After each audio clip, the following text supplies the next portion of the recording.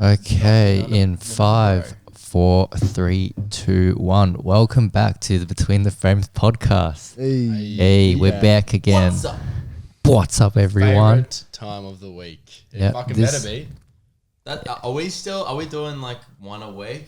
Yeah. Let's try to do one a week. It's a good aim. Yeah, I think that's a good sort of thing we should aim for. But yeah. Sex. Good topic. What are we talking What's about? something that rhymes with sex? Vex. Rex. UK. Like WRX. rectum. Okay. Rectum. Anyway, what are we talking about today, Yeah. Limon? So basically, well, first of all, we're on a whole bunch of different platforms. We're on Spotify, we're on Apple Podcasts, Stitcher, Alexa, Google Podcasts, whole bunch of random different things. You can also check us out on YouTube as well for the guys who's watching, for people who are watching this, sorry. So yeah, and so today's topic, I think this will be will be the business side of art. So obviously... No, I'm joking. Yeah. No, this will be really interesting for me because I'm not... Yeah, so obviously... Hayden's like...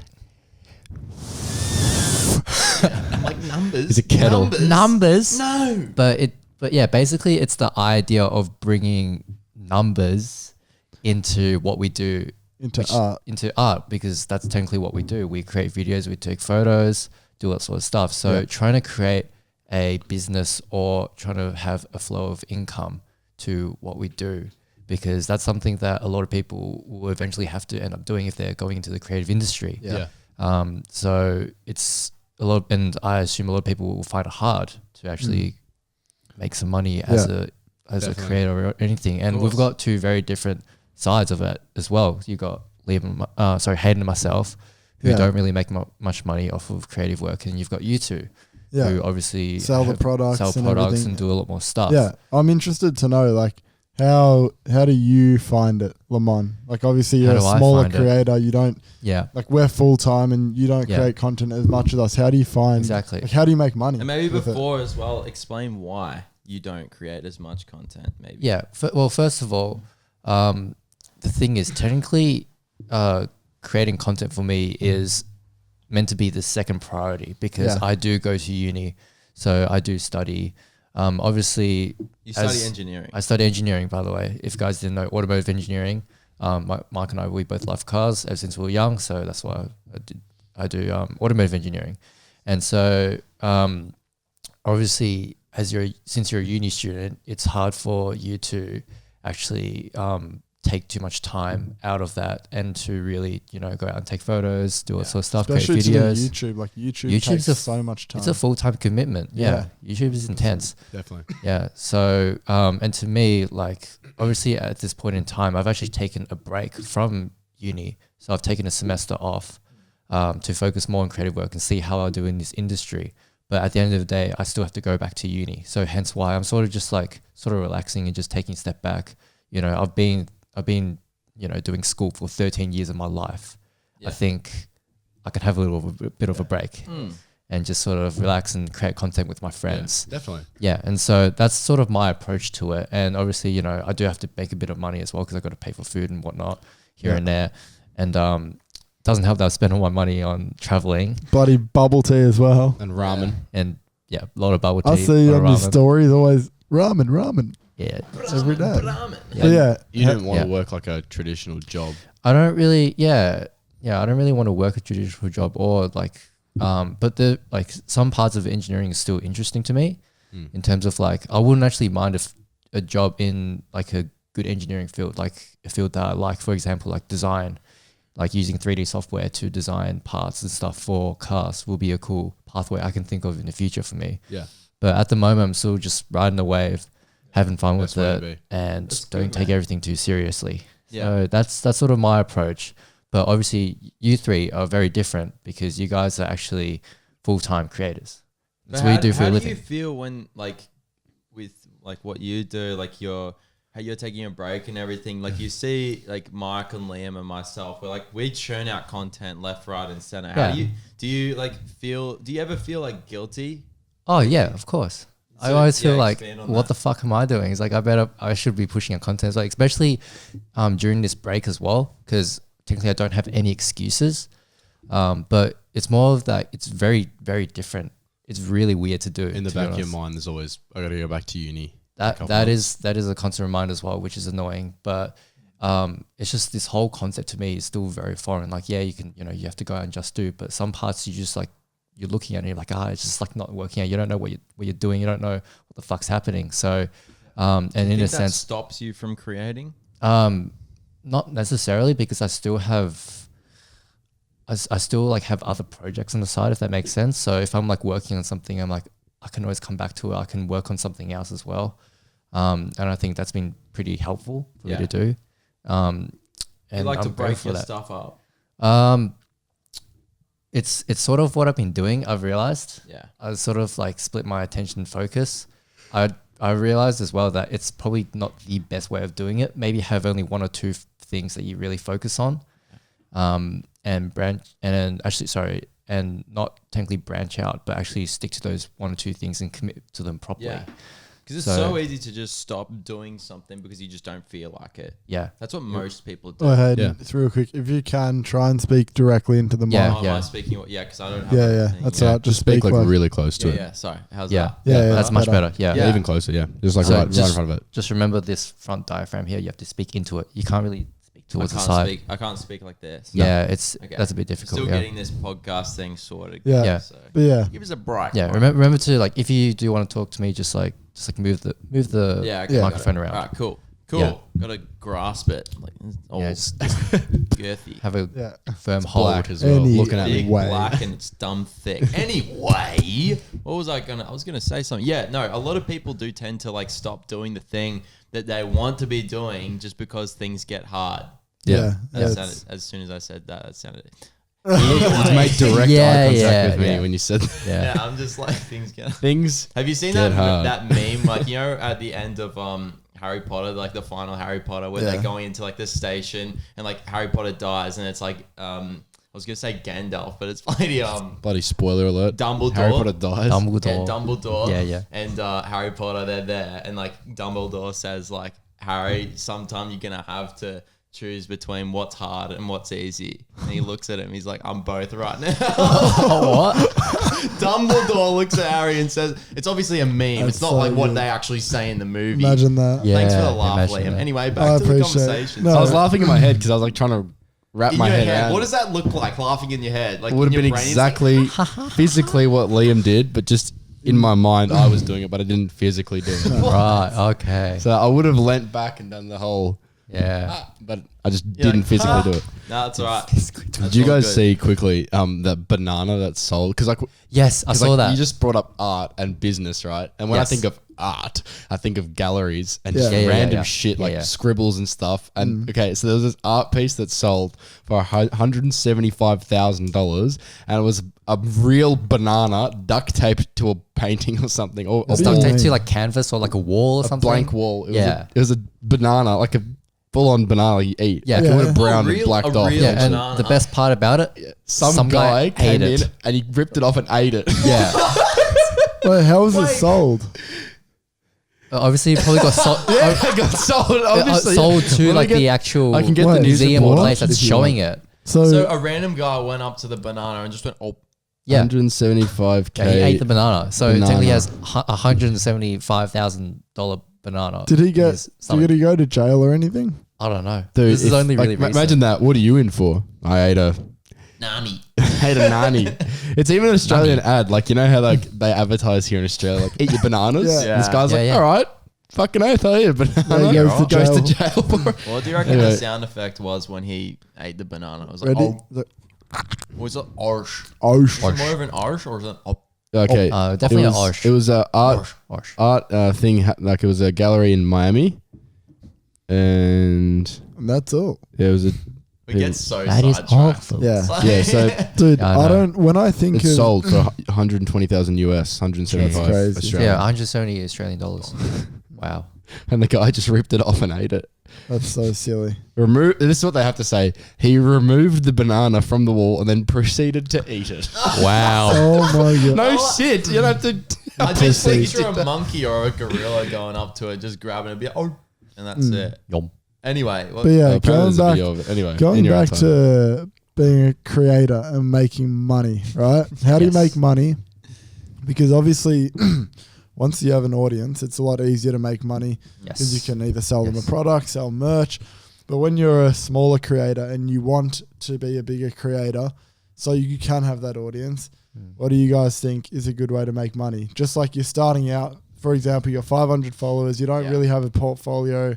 It depends on what they want to do. Like, if they say, that's true, yeah. Yeah, well, an example, say they want to do like stuff like we do, like photography. Okay. Well, for me, when I started out, I was into event photography.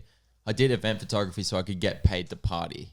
It wasn't even for photography, but the idea still stands that photographers can make money just by going to parties and taking photos. All they need is a camera and a flash, and it's the easiest kind of photography. Yeah. Like, it's so easy. Like, I could teach it to someone in like 2 seconds. Yeah, and it's the same settings the whole time. What did you do, Mike, to make money? Like, when you're a creator?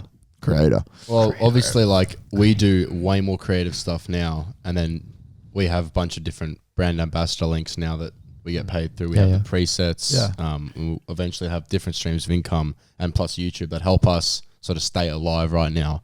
And then on the, we get the odd freelance job and stuff. And now it's a lot easier to sort of sustain myself. But back in the day, obviously, I wasn't really sure where I wanted to go with photography, and I did do a few event jobs and stuff. But it's funny because I only actually realized this the other day when someone came up to me. I was in the shops actually. I was actually getting your socks for your birthday. Really? I bought Liam's some socks. Yeah.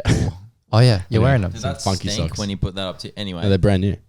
You're in the shops. Anyway, so this kid comes up to me and he goes, "Oh, hey, like, I love your videos and stuff." And I saw that video where you walked into car dealerships and offered your service. And I want to go out and do that. I'm a huge Mercedes fan, so I'm going to walk into Mercedes. I'm like, yeah, go get them, bro. Like, honestly, like, if you walk into enough places, eventually someone is going to need photos done, right? It's inevitable. And I didn't think, it just came to me, like, when I was, like, speaking to him and I was just, like, trying to amp him up to go do it. And we're just talking about cars. Only then it realized that I actually did that years ago when I got my first job at a car dealership. But I didn't even realize even making the video and stuff, I didn't even realize that. That's so true. You've already done that. Like, we literally follow. Okay, so this is what happened, right? So when I was about 16 years old, Limon and I, we lived obviously on the Glen Waverley line. And, well, not obviously. We lived on the Glen Waverley line. Obviously. It's like obvious. Everyone knows. Everyone knows where Mike lives. Obviously. The address is here. Sorry, I'm really bad. Anyway, with saying obviously.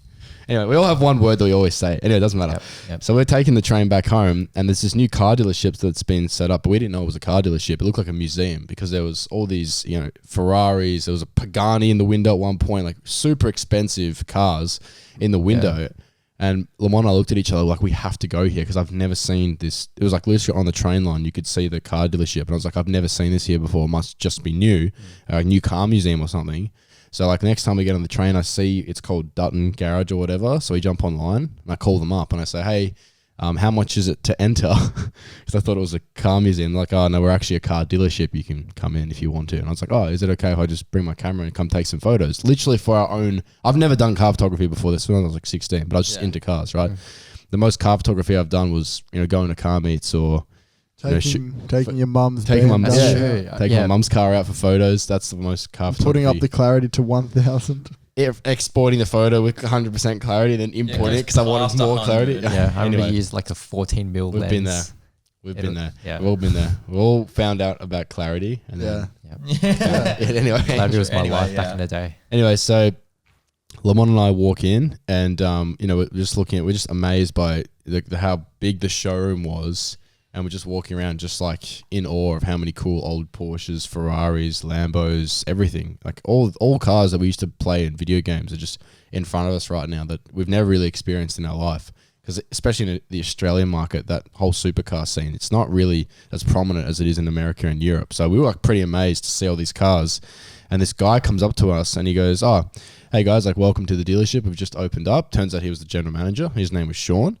And he was like, hey, like I saw you guys got some cameras. Like, did you take some photos? And we were like, yeah, we took a few photos. Like, not that we really knew what we were doing. And I was like, do you want them? And he goes, yeah, I actually want to set up like a social media for the company here because we've just sort of moved from our last place a few streets over. And I was like, oh yeah, I can email him to you or whatever. So he gives me his business card, and then I lose it. Right. Oh, I was like, that's no, right. But obviously it's only like 15, obviously.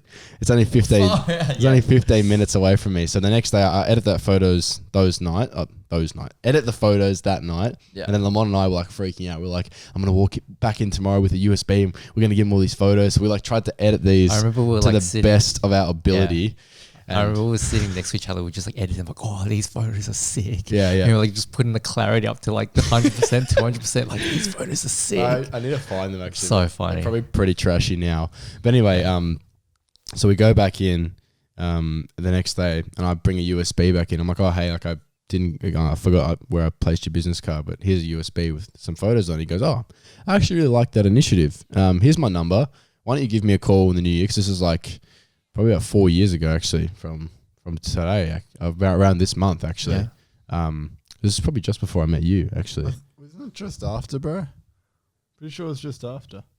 Maybe just before. No, I think it was probably like 1 week before, bro. This because is at the end of year 11. Yeah. I remember you. Yeah, when I met you, you were just like, yeah, I work at this car dealership, or like you think you were telling me the story of this, yeah, like, as if it just happened. Yeah. Well, there you go. Yeah, because in the new year, because we weren't too far away from January.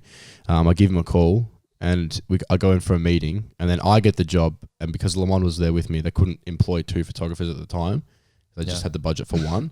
And I was like, yeah, that's all right. Like they gave me the job. I was like, oh, but I was like, at the same time, I was going into year 12 as well. So I was like, it's probably better if I focus on my studies more. Yeah, I literally dropped out. So year 12 was like the year I spent the least effort on out of all my years of schooling. But anyway, and then eventually I got Limon a job there, and that was actually how I got my first paid work. Yeah, ongoing. It was stable income, and every single week I'd rock up there on a Wednesday because I didn't have school on Wednesdays, and I'd take like 10 photos for them, and I'd get paid in cash. And then that's good. I was off for another week. So that's just goes my to first show. Work. Yeah, you literally like work is out there, especially, and like that was you when you literally had no portfolio, no experience. Like you just nothing. Beginner, pure beginner. I'd never really even taken car photos before. Yeah, that's why anyone can do it. Like if you're a photographer listening and you've got like, don't look at your subscribers, your follow. You might not even have a YouTube. You probably don't have a YouTube channel. Don't look at your followers. None of that shit matters. All that matters is that you go out and just ask people if they need photos, because everyone does need photos at some point. And dude, at the end of the day, like the more that you put in, the more you'll get out. Like, and that's the same with YouTube. The same with like getting jobs in whatever place. As you said, if you're going up to like different car dealerships and everything like that, the more that you go to these places, you will get rejected probably 90% of the time. Yeah. It's the same with anything. It's literally the law of averages. It's like the law of averages just states that inevitably, if you just keep doing something, inevitably one of those things will be successful. Yeah. It's the same with like... It can work the other way as well.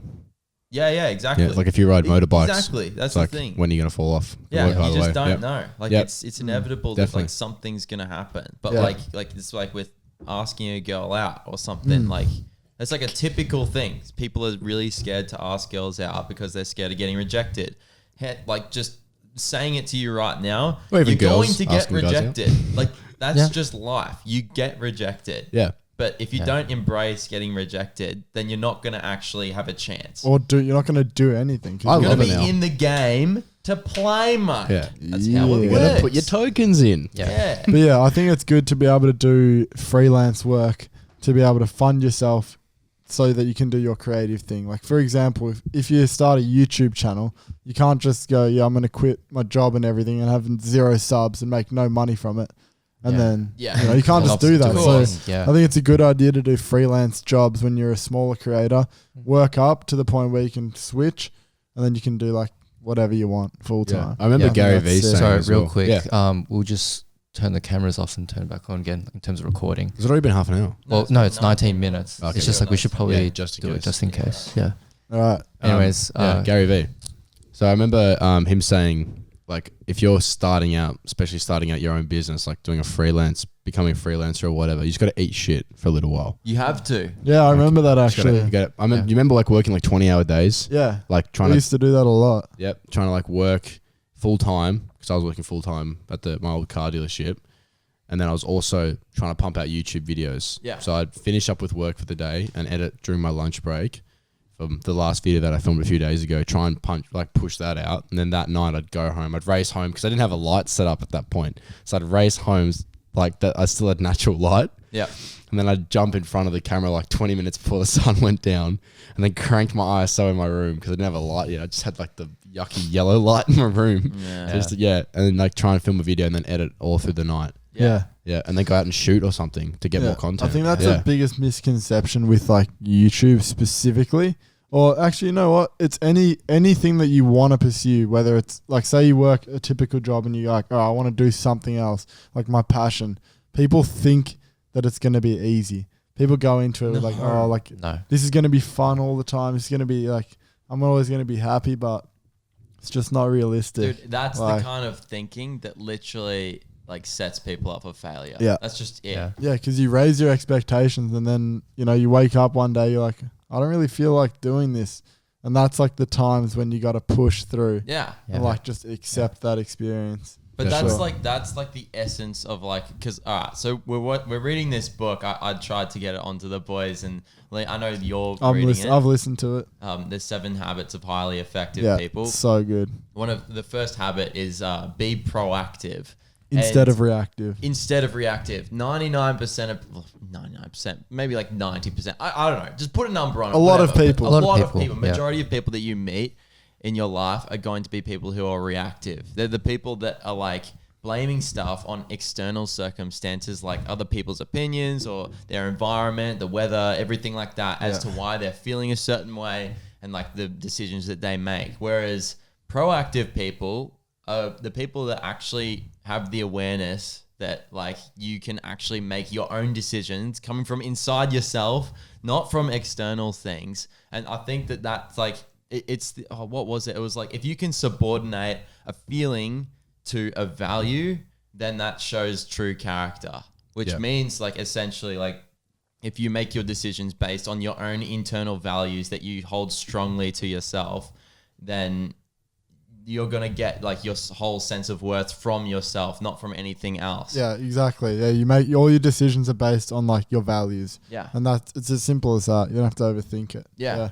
exactly. I know what a massive thing that I learned working full time was that if you had like, you could never go to the boss or anyone with a problem. Yes. If you do go to someone with a problem, you have to back it up with a solution on how you're going to fix it. So I think that's a massive thing that I've learned with even doing what we do now. If there's a problem, like even like if I have a problem with, it's never happened to me before, but like if something that you guys do or say or whatever, like when we travel, you know, sometimes we have problems with each other and it's fine, but it's like, don't. Yeah. Go on. I have a problem with you doing that. But my solution is for you to stop fucking doing that. Thanks, brother. But yeah, like if you come to the table with, instead of like complaining about something and like, you know, like you said, blaming it on literally everything else except for yourself. Yeah. It just comes with a solution, which is most of the time it comes down to, it's probably me sometimes, you know, it's like I need to actually fix what I'm doing or what I'm saying. Yeah. And fix assess yourself before you assess like the situation. Of course. Like you, no matter what you do, you can control yourself. I think Adam's just coming in. Door click in 3, 2. Hey, boy. Hey, Adam, what's going on? We're doing a podcast and you ruin our podcast. That's all right. It's all good. No, what was I saying? Yeah, no, like if someone says something that offends you or annoys you, it's actually your choice to be annoyed. Yeah. Every single time. Like, the thing is, now that I've been learning it, like I've been sort of like going through these like withdrawal pains of like being like, oh, I might get a bit annoyed, but then I'll remind myself, I'm like, wait, I can choose to be annoyed or not. Yeah. I can choose to, that's true, like when I'm editing the photo battle, like I'm editing the photo battle today, I'm getting frustrated because I don't have the footage that would be like good for that scene. I'm thinking of the ideal situation, which in that thinking literally makes me feel shitter because I don't have it. It literally reinforces the fact of something that I don't have, so it makes me unhappy. And so I'm just getting frustrated, but then I'm just like, wait a minute, I don't have it. I can either complain about this, just move on, and just be like, ugh, or you just persevere. Perseverance is one of my values, so I'm gonna be like, you know what? Who cares? And acceptance. That's like, everyone's got different values, but I like to have like acceptance, vulnerability, courage. I don't know, like, I'm still working on it. No, that's fine. That's good. Yeah, you know what I mean? Yeah, definitely. But I think like you wouldn't know that. And I think like for a lot of people, some people don't assess themselves when they get angry or when they become reactive, right? So obviously you read something or did something for you to change that mindset, because I know I've seen your progression over this year. It's helped all of us grow into like the men that we're becoming now. Same. But like, I know that, you know, you had to have done something and realize that I need to actually start assessing myself, which is something that I've learned this year massively. It's like, I should actually think about what's going on up here with Michael before I should really say anything or do anything if it makes me upset. Like just like even reading YouTube comments, we all have them. Yeah. Like some of them, like obviously it's the fucking internet, and specifically it's YouTube and the internet. Like they're not always going to be, you know, happy, positive comments. No. But you can choose to get upset at the negative ones, or you can just sort of laugh about it and move on and be like, yeah, well, I'm still making videos. So. Yeah. When you guys started YouTube, were you guys like really, do you feel like you guys were really reactive to negative comments? Definitely, of course. Super Despite reactive. all my hard work. Yeah. I was so reactive. Like I would really let the positive comments make me feel good. But I like didn't. Validation. Yeah, well, right. But I didn't realize that by letting the positive comments make me feel good, that also made me vulnerable to the negative comments and making them make me feel just as bad. Yeah. And that's something that I've learned over this year. Like if something's really good, it's going to come down and be really bad. Like life is all about balance. Yeah. And like if you go on a high, there's always going to be that low that follows. That's why you can't, you actually, as depressing as it sounds, you actually can't let yourself get high. Like, because the more you get high, as in like not, no, as in like, I mean? like not on drugs. Not on drugs. Just like high as don't in do like that either. It's not happy. worth it. Okay, this does sound fucked. Like trying to say it, like trying to vocalize this. You don't want to get too happy. Yeah. Because once you get really, really happy, you can also get really, really sad. And actually, you know what? I think it's from getting really happy from external things. Yeah. Yes. Like that's one of the main things. Like it's okay to be happy, but as long as it's coming from yourself, like you're not trying to show off, or like be like, yeah, I got all these cool comments. You know what I mean? But it's like there's a difference. I think that there's a difference between happiness and contentment. And I think I don't strive for happiness. I strive for contentment, because contentment, you can actually choose at any time. Even if you feel sick or if you feel crap or whatever, you can literally say to yourself, okay, like, yeah, I feel shit, but like I'm not going to be happy for feeling shit. Like it's just not how it is. But you can choose to be okay with it. Yeah. And at least you can let go of the negative feeling. Yeah. And just be like, okay, like I am content with this situation. It's like, it's okay. Yeah. It's fine. Yeah, it's like being okay. Yeah. Like you said, like you can literally choose how you want to feel. Yeah. It's like, it's the biggest life hack. Like that's a real life hack. Actually, like, no. It takes a lot of practice. It's not how you feel. It's how you react to how you feel. You actually can't choose how you feel. You can't choose. Like if you feel, okay, no. So let me explain. Please explain. Okay, no. So feeling is a byproduct of thoughts. So you can choose, like say if like someone rejects you or something, you can choose to let that affect you. If that affects you, then you feel a certain way. Yeah. So you can choose you your can reaction. choose how you feel. No, you can't, because like say you're feeling sick, you can't choose to not feel sick. But what if you're feeling sad? You can't choose to be happy when you're sad. You're supposed to not choose to be happy. Just choose to be like okay. Yeah. You can choose to be okay with it, but doesn't mean you're feeling like you feel at peace. Feeling is the byproduct of your decision to how you react to the feelings. So when I say that, say you're feeling sad about something. Yeah. You saying that I'm okay with this means that you're fine with it, and that brings a sense of relief. But in order for your feelings to pass, you have to be okay with feeling them. You have to feel them for them to pass. You can't like. And this is what people do. People, like they feel something, but they don't want to feel it, so they resist it and they try and like bury it under like the carpet. It's always going to come out. And you know what? Most of the time, it's because of other people's opinions.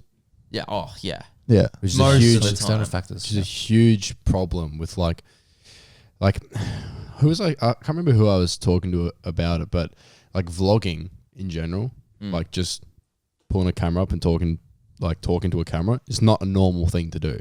very not normal, right? We will make it normal, though. Right? No, but even at VidCon, like it's not actually a common thing. Not a lot of YouTubers not even for YouTubers. Yeah, like it's not actually a common thing to walk around the streets holding a camera at all. Yeah. Like a lot of YouTubers are like this. You have a stage, like set up camera, and then sometimes they're not even talking to it. Most of the time, sometimes it's not even their face. We've got a mate who doesn't. He's anonymous on his channel. He just has his voice, and his name is.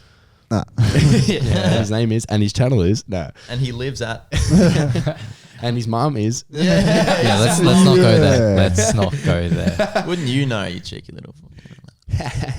Sorry. Anyway.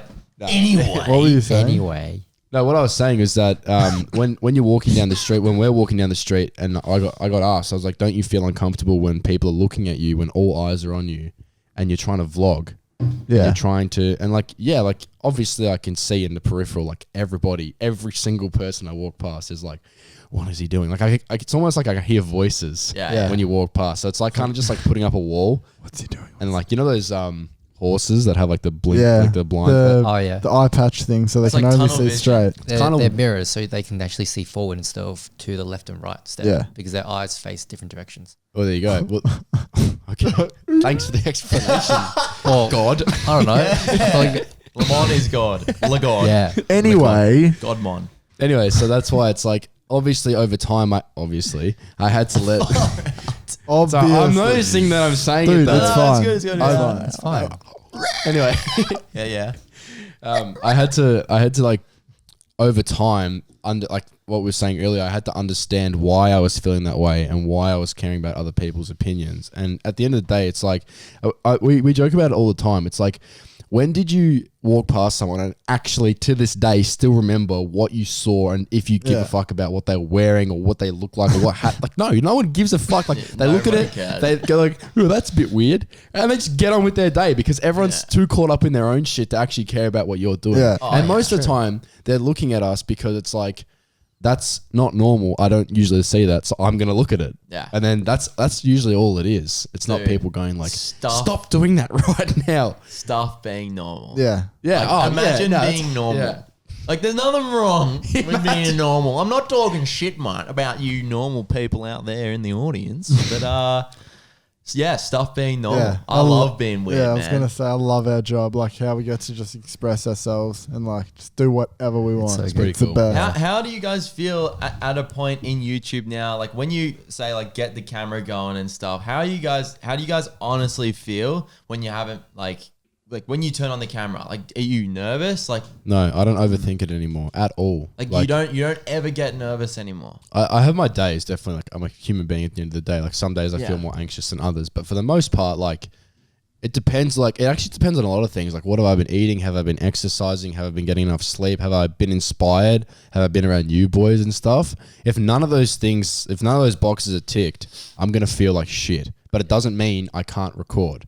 Yeah, exactly. Yeah, I feel my anxiety levels would definitely go up. And this is the thing I was talking about earlier, was that like trying to understand like what's going on with Michael or what's going on with you when you feel a certain way. I like to analyze it now. And why do I feel this way? And sort of break it down. And it helps sort of bring me back down to ground zero again instead of trying to inflate everything and start, sort of getting too anxious or something about something. And not that I've really ever suffered with anxiety or anything, but my sort of mental state I've never really looked into growing up. I haven't really been grown up about it. Like my parents haven't really talked to me about that. I haven't really been taught that. And as a guy, you're immediately, thrown into like, don't cry, be a man and all that kind of shit. So it doesn't make any sense. Like contracts. Yeah, exactly. So it's like actually trying to, now this year is the first year I've ever actually looked into my mental state. Good. And and that's just from hanging out with you and then realizing myself like, I need to actually take this more seriously. And everything outside of Michael and what's going on in here doesn't actually really matter. Yeah. It's just I got to figure it out with myself. But definitely, there's definitely days where I feel that like I'm like, what am I doing? Like I can't say any words right. I can't even finish a sentence. What do you do in those moments? Like when you're like, oh man, like I'm not talking, like I'm not being like in the flow. I'm being all uptight. Like what do you do in those moments? So it depends like what exactly I'm trying to achieve. If like I'm trying to edit and like I can't concentrate and I can't focus, I'll just go do whatever I'm distracted by because I'm going to go do it anyway because that's what I'm thinking about.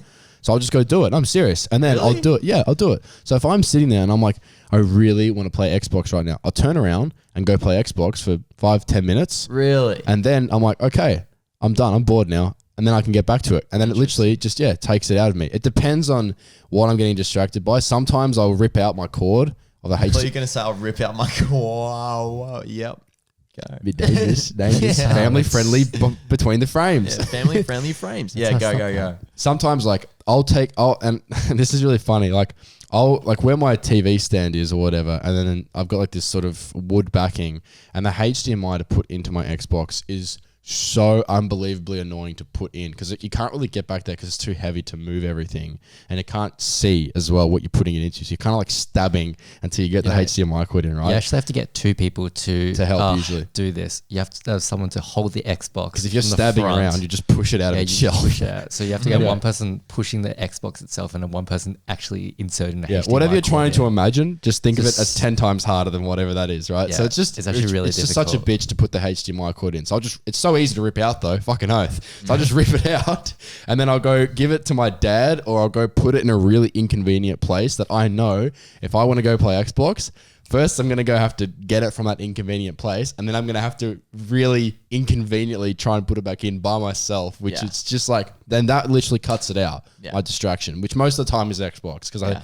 obviously work in the same room as my Xbox. Yeah. And that's how I can kind of cut it out. Like either I go actually do the thing I'm distracted by, if it is getting distracted is what actually is happening, or I'll just completely try and cutting out the distractions. But if I'm feeling like shit and I can't focus, I'll just still do it anyway. Yeah. And I don't care if it's shit. Yeah. It doesn't matter. Yeah. What about you, Liam? I think like all of us, we definitely have our days, and like if we're when we're traveling, I feel like that's when I can just turn on the camera. I can speak in front of you guys. I can speak by myself in public, and I'm just flowing. Like, it doesn't matter. Like, I'm not thinking about what I'm saying or anything, but I feel like when I'm by myself at home, and I've been by myself for a couple of days, I'm like, I'll turn on the camera and I'll still be fine, but it gets to that point. It's like the negative loop of hell. Feedback loop from hell. Yeah. Subtle art of not giving a fuck. Pretty much when like I'll go press record, I'm like, hey guys, so today, and then I'll literally stop there because my brain will like malfunction. I'm like, wait, what am I speaking about? And then you start thinking like, okay, what am I going to talk about? What do I want to say?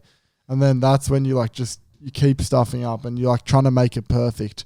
But that doesn't happen a lot. It used to happen a lot more when I started, but now I've gotten simply just by doing over the past 2 years of YouTube, I've gotten a lot better at just turning the camera on, recording, and then whatever you record, because this is what happens to me. I'll record like my intro for my video, and then I'll be like, damn, I really wanted to explain this a bit better. Like, oh, I could have said, it's like, it doesn't matter.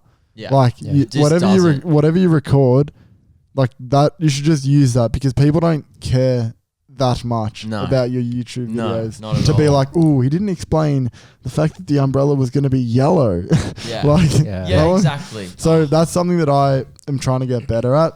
Just letting go of that. Letting go of the fact that it's not going to be perfect. Well, it's not going to, there's no such thing as like it being the perfect intro or the perfect anything. No. So just, what I do in those circumstances is though, like when I'm like overthinking it, I just like take a step back. I'm like, okay, what am I actually doing today? And I just go into it. Whatever I say, and I stop recording. I get on with my day or my vlog. Yeah. That's a great way to go about it. What do you do? Well, when I haven't spoken on camera for a while. Or like, how do you feel talking to the camera nowadays? When I'm talking, I am super comfortable talking on camera, but just like anything, if you haven't practiced it in a while, you're going to suck at it compared to what you were. Yeah. And 2, like you're going to probably feel a lot more anxious because you're not used to it.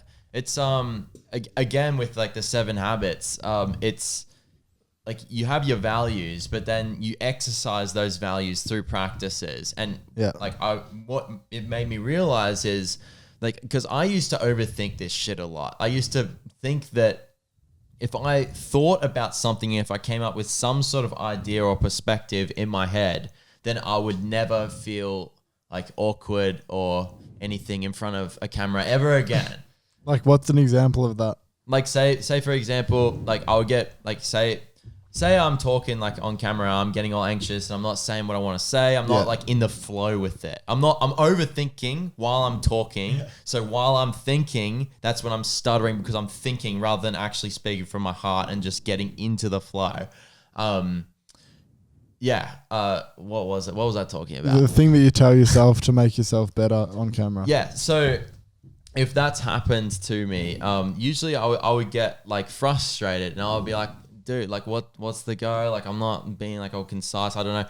And that idea in itself, being concise and like being like entertaining. Yeah. Oh, yeah. Thorough, simple, entertaining, great personality. Like that's dude, like your desire for all of that stuff all of that shit brings you back down. Yeah. Like that literally, that stuff is what hinders everyone from like from reaching their actual potential. Anyway, so what yourself. I do, and like this happens to me all the time. Like even like I've done YouTube for it's coming on to 3 years in a couple months, and I'm still dealing with this shit. But the reason is it actually comes down to schedule. Like it comes down to routine.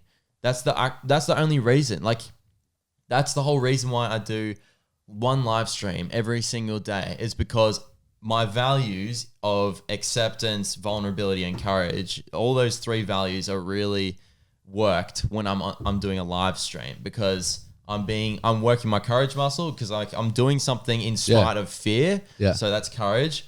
You never know what's going to happen. Yeah. And acceptance is because you're on a live stream. You don't have time to be like, oh, why am I talking like this? You're literally live. Like you can't say that to yourself. So it's just so quick. So it's so good for your acceptance. And the third thing would be vulnerability, because you're putting yourself out there. And the more that you can put yourself out there like that, you strengthen those practices and values. Yeah. So if I could say anything, if anyone wants to get good at anything, you just practice. And like, it's so simple. But dude, it's like I forgot that or something. Repetition sharpens blades. Yeah. As Jordan Astra says. Really? In his song, yeah. That's how he opens. Repetition sharpens blades. Yeah. That's mad. It's true though.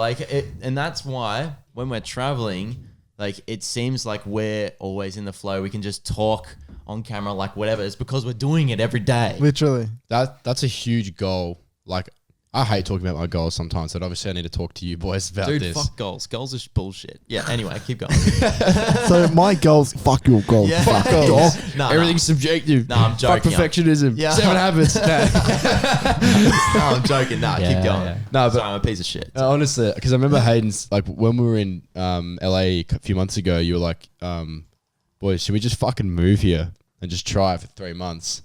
And like that nervous feeling that I got when I heard that, I was like, fuck, that's a lot to give up here just to go over there and do it. And I was like, you know what? Every time I get this nervous feeling, well, even when we bought Earl Davis, I was like, is this actually a good idea? Should we fucking do this? I was like, probably not, but probably not. We'll do it anyway. It'll be good content. Yeah. And it was great. And it worked out. Content. And then after we did the video, it worked out. And you know what? It wasn't that bad. Like it was like buying that car and being nervous at the start, or thinking about America and trying to move there. Like once you do it and once it's over, then you realize you get over that hurdle and you're like, that was actually really, I'm glad I did that. I learned so much from doing that, even if it didn't work out. If Earl Davis, like it broke down the fucking hour that we bought it, that would have been great. Yeah. Because that just would have we just would have learned so much from that. You know what I mean? Dude, but it didn't. Think about like all of the things that you do in your life and how many times you say to yourself, man, I regret doing that. Yeah, I've done it a lot. All this year, I don't regret anything from this year. Yeah. Like everything that I've thought of doing or saying, I've pretty much done. Dude, you regret the things that you don't do. Yeah, of course. Literally. Like, that's how regret works.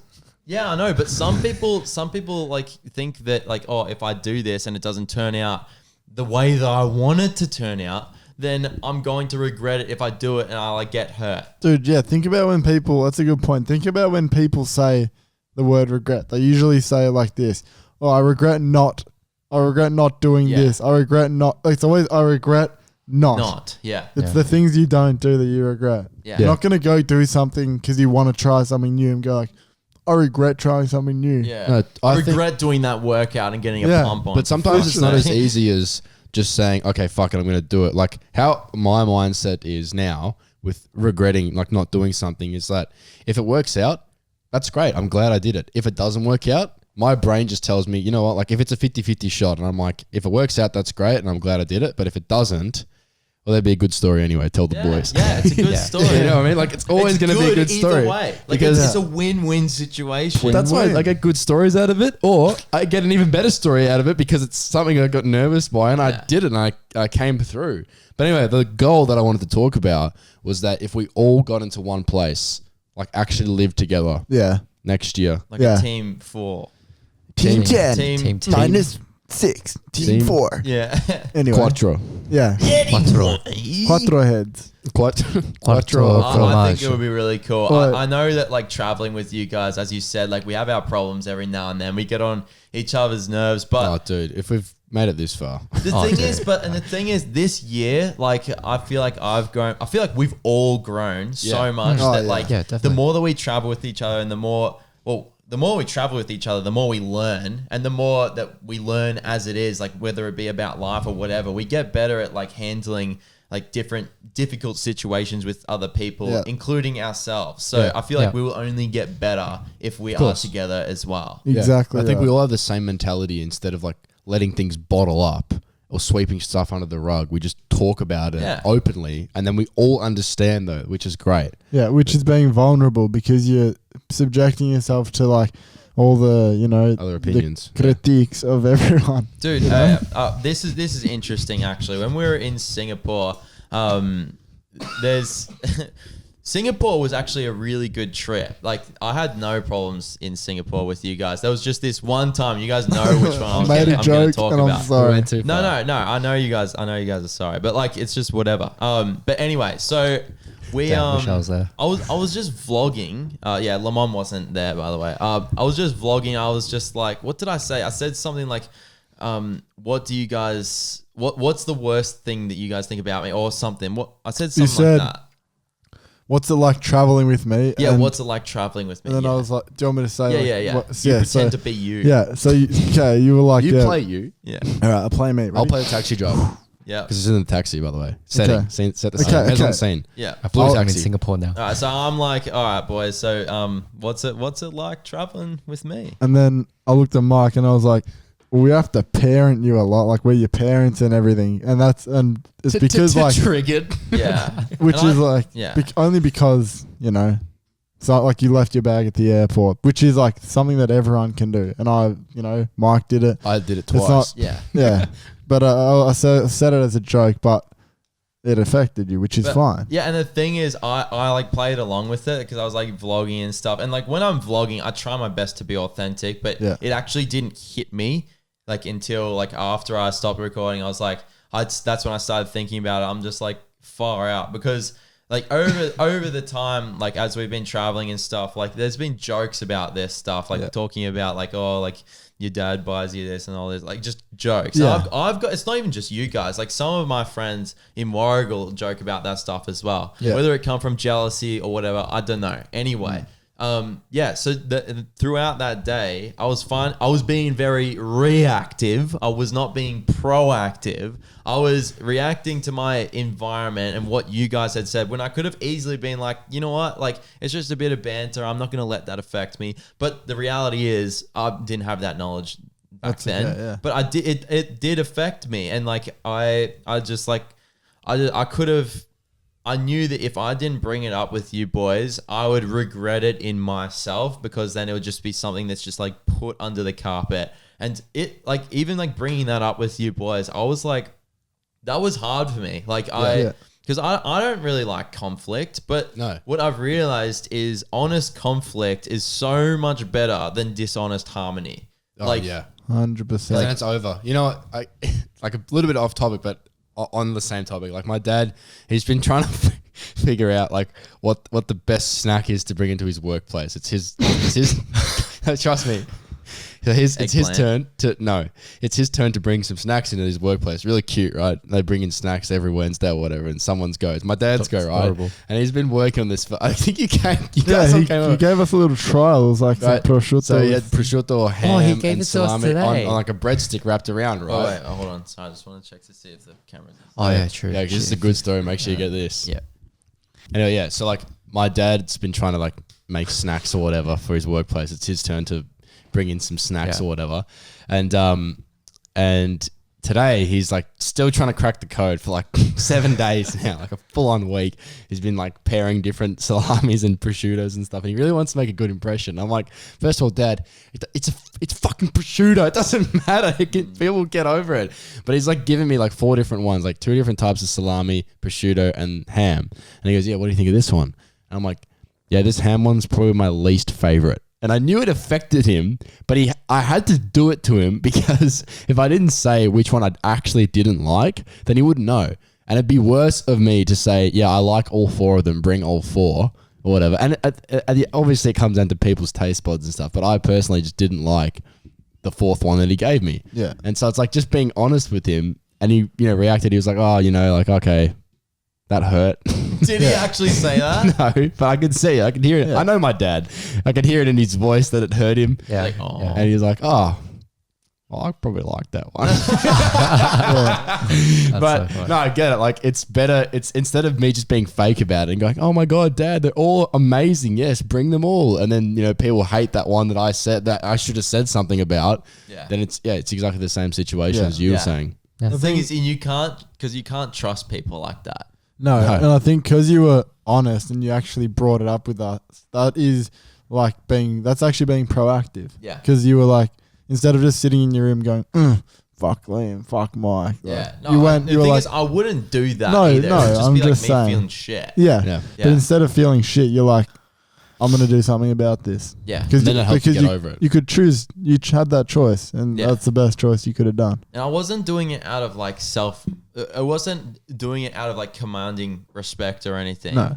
It was more like self-respect for myself.